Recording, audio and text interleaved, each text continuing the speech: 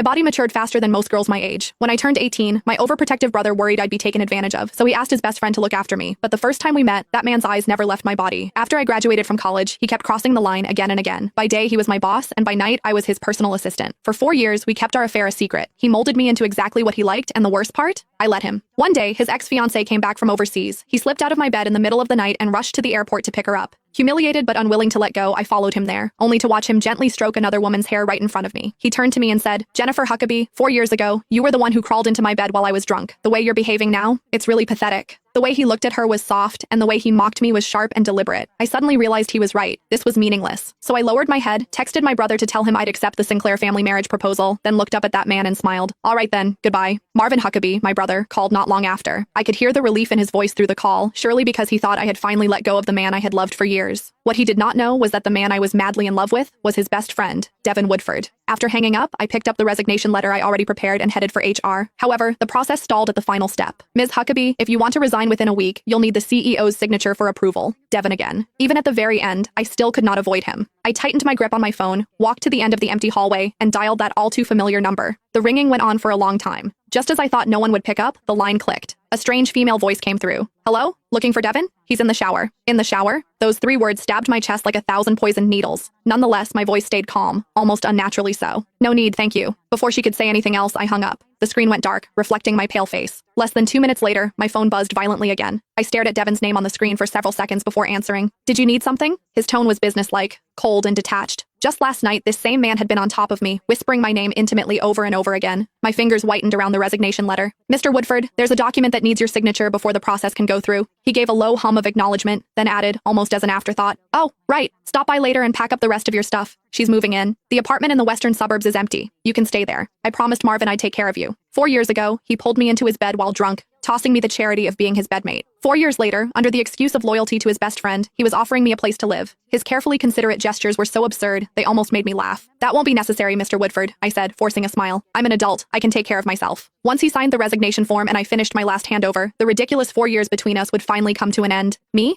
I was getting married. I opened my eyes in the hotel room as morning light streamed in. For the first time in years, I felt more awake than in any morning I had spent by Devin's side. I called a car and returned to the villa I'd lived in for 4 years. However, the moment I stepped inside, I almost thought I had walked into the wrong house. The once minimalist black and gray space was instead drenched in warm tones. The entryway wall, where I had begged him for a month to let me hang even a single plush toy, had been transformed into a display filled with stuffed animals. "Melissa likes it this way," Devin's voice sounded from behind me. When I turned, he looked slightly troubled. "She came by yesterday, saw your things and got upset." It was not until he led me to the storage room that I understood what he meant. In the corner, all my luggage was piled up like garbage.